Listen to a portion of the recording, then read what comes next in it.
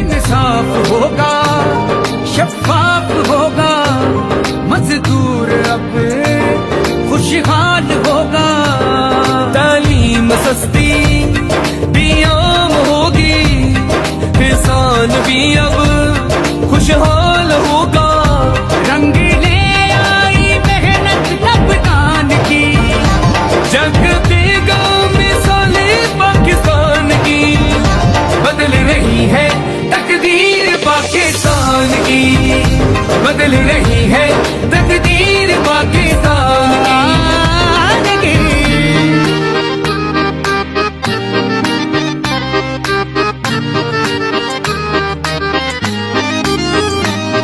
अब सर उठा कर जिएंगे हम सब, दो नहीं एक पाकिस्तान है अब।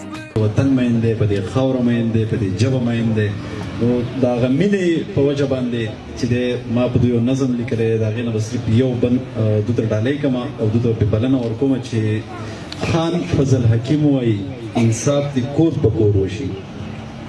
خان فضل حکیم وای انصاف دی کور په کور وشي، رحم په کمزور او زورور سره دی زور وشي. او خان فضل حکیم وای د سوات نه به جنت جوړو، خلق بداوی کوي خو موږ یې حقیقت جوړو. دا وطن مثال جوړو، دا وطن عبرت جوړو، هر څوک چې کور وګڼي داسې روایت جوړو. نو دلته ترقی دی ګام په ګام او لور په لور وشي.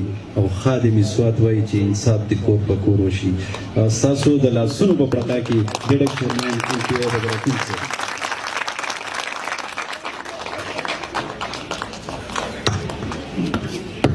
داغه وجه څه ده؟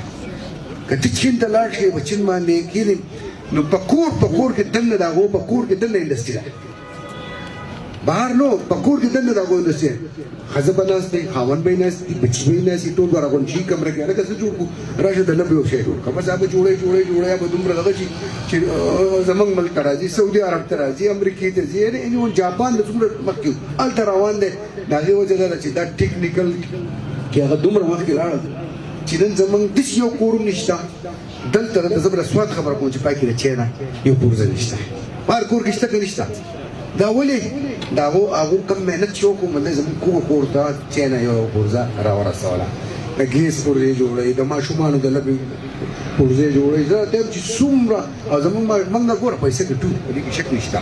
موږ محنت وکړو، پیسې وګټو، بیا یې وخورو، بیا چې بله میاشت ګورو بیا هغه تنخوا ته ناست بیا یې وخورو. خو موږ دا نه کوو چې یاره موږ پیسې د بهر نه راوړو. ملک نه مالدارېږي په دې باندې چې ته دلته پیسه ګټه او دلته یې لګوه. ملک په دې مالدارېږي چې ته یو شی جوړه او دنیا ته یې ولېږي او د هغو نه پیسې راولې پرې خپل ملک یې پرېږدې.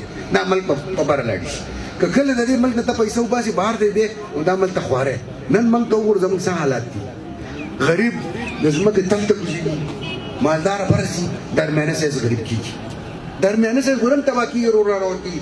او مالدارترین هغه چې هغه په دنیا کې مدې ځانه مدې غټ په ډالرو باندې هلته د هغو بینک بیلنس دی، نو هغه ډالر کته وګورې. نن د پاکستان یو خبره بره تللې ده نو اټومیټک دا پیسې سیو کېږي. درمیانه سایز هم غریب خراب دی او غریب خو ډېر زیات خراب دی. د خپل هغه ټایم د ډوډۍ دغه نه کېږي. ملک په دې سوچېږي چې موږ په خپلو خپو ودرېږو. د خپلو خپو ودرېده نن موږ د هغې آغاز کوو. ځکه چې ته دلته یو داسې یو شی جوړ کړې بهر دی لاهور ته، ملک نه بهر مه و خو لاهور ته ولېږه، پېښور ته ولېږه، کراچۍ ته ولېږه. او دا سوات ته پیسه را روانه شوه. سوات کې دا پیسه سرکولیشن کوي.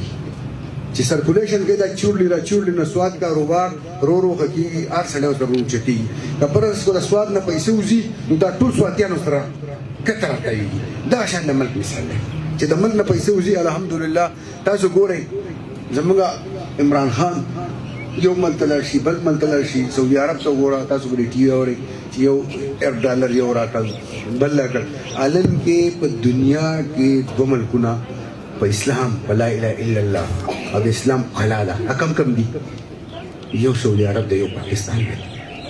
نن ستا په دنیا کې که ټول کافران یره ده اصل د یو پاکستان نه ده، چېرې د اټمي طاقت دی.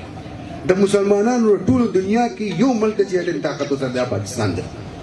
نو خدای دې لکه خدای لکه دنیا مونږ ته سترګې خړې دي چېرې دا مونږ ملک په څه خرابوه د دې خدای دې نه کړي خدای دې نه کړي د دې ملک خرابېدا د ټول اسلامي ملکونو مطلب دی چې کمزور کېدلي نو انشاءالله مونږ د خپل قوم دا به راپاسو په خپلو خپو به ودرېږو خپلې فیصلې به کوو د خپل ذهن مطابق به کوو تور ته به تور وایو سپین ته به سپین وایو خو څوک پرې په خفه کېږي خوشحالېږي په دې زړه چې مونږ د خپل عدل او د انصاف فیصلې وکړو په خپل حقوق وغواړو او په خپلو دغو ودرېږو زه کم زمونږ د مشر چې دا خبره وکړه چې د انیمیشن پیسې نشته نو انشاءالله تعالی دا خبره به قایمه دایمه وي زه نن چونکې په ما باندې افتتاح کوي زه ستاسو نماینده یم تاسو له راغلی یم او ان شاء الله تعالی تاسو سره زما د طرفه زموږ د ګورنمنت د طرفه زموږ سرکاري پرنسپل سه هم ناست دی د دې طرفه څومره چې کوم کیږي ان شاء الله موږ به کوو